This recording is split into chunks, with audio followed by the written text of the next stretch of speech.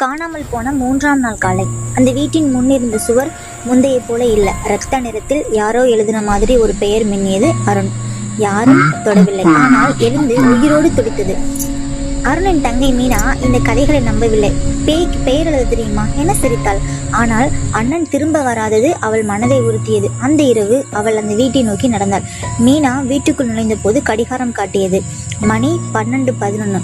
அடுத்த நிமிடம் சரக் சரக் அப்படின்னு ஒரு சத்தம் இல்ல, பல சத்தங்கள் இருந்துச்சு. டார்ச் ஒளி சுவரில் விழுந்தது. சுவர் இல்ல, அதில் மனித முகங்கள்.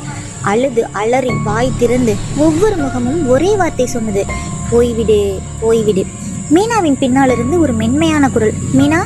அவளின் இதயம் நின்றது. அந்த குரல் அருணின் குரல்.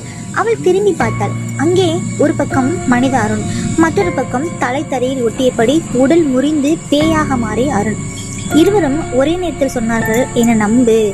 பேயருண் சிரித்தான். இந்த வீடு உள்ளே வரும் ஒவ்வொருவரையும் 2 உருவங்களாக பிரிக்கும். ஒருவன் வெளியே போவான், இன்னொருவன் இந்த வீட்டின் ஒரு பகுதி. மீனா அழுதாள். யாரை தேர்வு செய்வது அந்த நொடியிலே?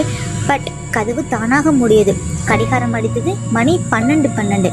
அடுத்த நாள் காலை அந்த வீட்டின் சுவரில் 2 பேர்கள், அருண், மீனா. அந்த எழுத்துக்கள் இன்னும் ஈரமாக இருந்தன. அன்று முதல் இரவு 12:12க்கு சரக் சரக் அப்படிங்கிற சத்தம். இந்த முறை ஒரு ஆண் குரல் மட்டும் இல்லை, ஒரு பெண் குரலும். யாராவது அந்த வீட்டின் கதவை திறந்தால் அடுத்த பெயர் அவங்களோட தான் இருக்கும். இந்த சேனல் உங்களுக்கு பிடிச்சிருக்கு அப்படின்னா சப்ஸ்கிரைப் பண்ணிட்டு ஒரு லைக் பண்ணிடுங்க. தேங்க்யூ.